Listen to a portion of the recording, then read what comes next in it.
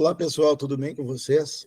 Nesse vídeo de hoje, nós vamos analisar um tema importantíssimo que o Código de Defesa do Consumidor nos apresenta, que é justamente a questão da vulnerabilidade do consumidor.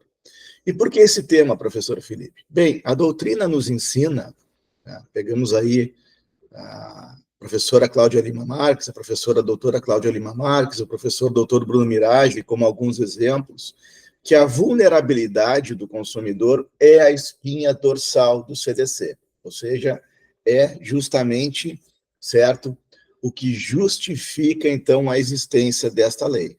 Nós temos um Código Civil que tem uma finalidade. Nós temos a CLT, por exemplo, que tem outra finalidade. Nós temos, por exemplo, a lei das incorporações, que tem uma outra finalidade. Nós temos, por exemplo, a lei da alienação fiduciária, que, por sua vez, tem a sua finalidade.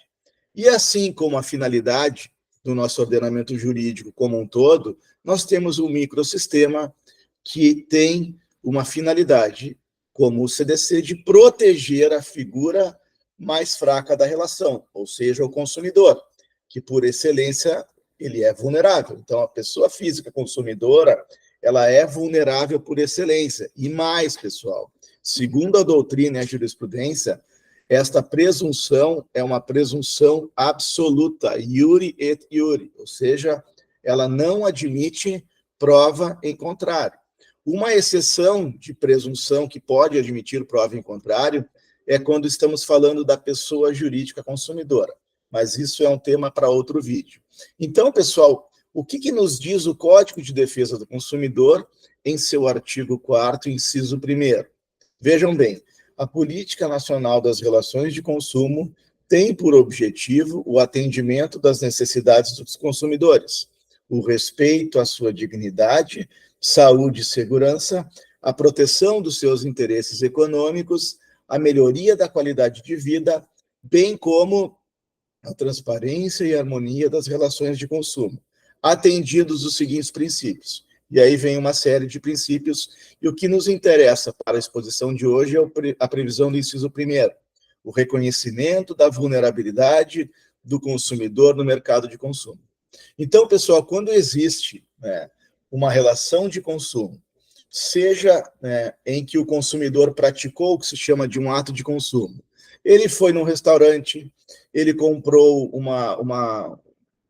algo num supermercado, por exemplo, foi a uma loja e adquiriu determinado bem, ou então ele foi atingido, sofreu consequências dessa relação de consumo.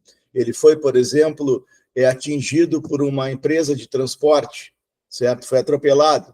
Isso pode ocasionar uma relação de consumo e ele pode ser equiparado ao consumidor, que também trataremos em um outro vídeo. Mas esse cidadão, ele é a parte mais fraca. Imaginem o fornecedor aqui e ele aqui. Mas como assim? Por que esse desequilíbrio? Pensem no seguinte, o consumidor vai a um restaurante, pede um prato e no outro dia passa mal. O consumidor está dirigindo o seu carro e, de repente, o airbag é acionado sem que ocorra um acidente. E ele se machuca. Um outro consumidor começa a ver o seu notebook, o seu celular, apresentando vícios, ou seja, a tela liga e desliga, tranca, para, não funciona mais. O que nós temos nesses casos? Objetivamente, nós temos aí uma falha, que pode ser um defeito, em que coloque a saúde, a integridade física e psíquica do consumidor em xeque, ou pode ser um vício, ou seja, um defeitinho de menor escala, que torne aí impróprio a utilização daquele bem para qual ele, então, adquiriu. Só que nós não sabemos, muitas vezes, a causa desses problemas. Por que o airbag estoura antes do tempo? Aí o consumidor ajuiza uma ação contra a revenda. A revenda vai dizer, não, consumidor, entra com uma ação contra o fabricante, porque eu só vendo. Aí vai lá o consumidor e entra com ação contra o fabricante. Aí o fabricante vai dizer, não, o consumidor, o problema nesses airbags é que, às vezes, nós temos lá um circuito ou um dispositivo que é importado do Japão, de uma empresa de lá. Nós só montamos aqui, então entra com ação contra eles, ou seja, não há lógica nisso, justamente por quem, né, ser ou somos, então, o vulnerável, a parte mais fraca da história, da relação. E muitas vezes o empresário, o fornecedor, ele não entende, ou ele não admite que, poxa, mas o cidadão está dizendo que o meu produto não funciona, por que ele não tem que fazer a prova? Por que não cabe a ele alegar e provar os fatos constitutivos do direito dele, por exemplo, como prevê o artigo 373, inciso 1º do CPC? É justamente por isso, pessoal. Nós, objetivamente, apresentamos uma situação fática ao juiz. E aí, o que acontece quando, né, presentes a verossimilhança, certo? Ou então a hipossuficiência, o juiz determina a inversão do ônus da prova. Porque quem é que tem condições de provar o que houve com o airbag? No caso, né, do airbag. Não é o consumidor. Quem é que tem condições de comprovar, por exemplo, que a tela do celular que o consumidor está alegando e comprovando que liga, desliga, realmente não se trata de um produto que é falso, o consumidor não sabia? Quem é que tem, por exemplo, essa condição de dizer, não, o seguinte, excelência, olha, o manual do celular aqui, né, bem explicadinho, diz que ele tem que manter o produto assim, e ele não o manteve. Por que ele não o manteve? Porque esses problemas ocorrem pela falta, justamente, da manutenção, por isso, certo? Então, vejam, existem situações, né, que vão nos colocar numa situação, numa condição, melhor dizendo, de fragilidade. E aí entra, então, a espinha dorsal. Vulnerabilidade é o traço marcante das relações de consumo. Então, quando o fornecedor entra em ação no sentido de negociar seus produtos e serviços, ele tem que estar ciente que, por ele ser a parte mais forte economicamente, faticamente, certo? Muitas vezes se fazem contratos com os consumidores e os consumidores não têm a sua cópia. Como é que funciona? Né? E se houver uma cláusula abusiva ali, como é que ele vai fazer?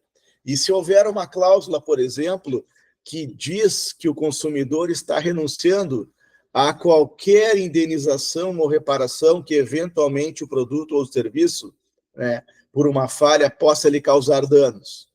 Então, como é que uma pessoa que é vulnerável, que é o sujeito mais fraco, vai renunciar direitos que muitas vezes, pela falta de transparência e informação em determinados produtos ou serviços, sequer vêm mencionados? Então, vejam, né, esta questão da vulnerabilidade, ela é extremamente importante. Se o consumidor está, né, em frente a estas situações, o CDC visa o quê? A trazer um equilíbrio, reequilibrar a situação, porque o seu artigo 1º diz: o presente código estabelece normas de proteção do consumidor e de ordem pública e interesse social, nos termos dos artigos 5º, inciso 32, 170, inciso 5º da Constituição Federal e artigo 48 do Ato das Disposições Constitucionais Transitórias. Então, vejam, pessoal, o Código de Defesa do Consumidor, além de trazer essa marca da vulnerabilidade, ele tem uma previsão constitucional, ele tem uma origem constitucional.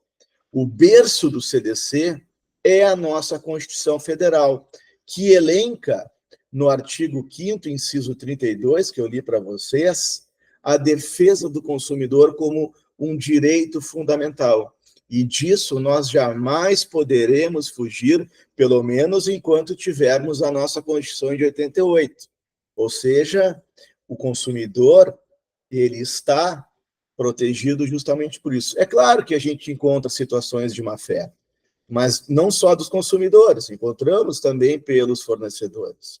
E encontramos situações em que, às vezes, né, o risco da atividade vai fazer com que, por força de vários dispositivos do CDC, que o fornecedor responda objetivamente, porque não se discute a culpa, não se discute a culpa. Então, o que ocorre? Via de regra, a responsabilidade é objetiva nas relações de consumo. salvo quando há profissionais liberais. Isso também é motivo de um outro vídeo. Então, vejam, pessoal, ser consumidor é ser o mais fraco. Ser consumidor é ser o mais frágil. E é este agente mais fraco, mais frágil, que tem, então, esta proteção.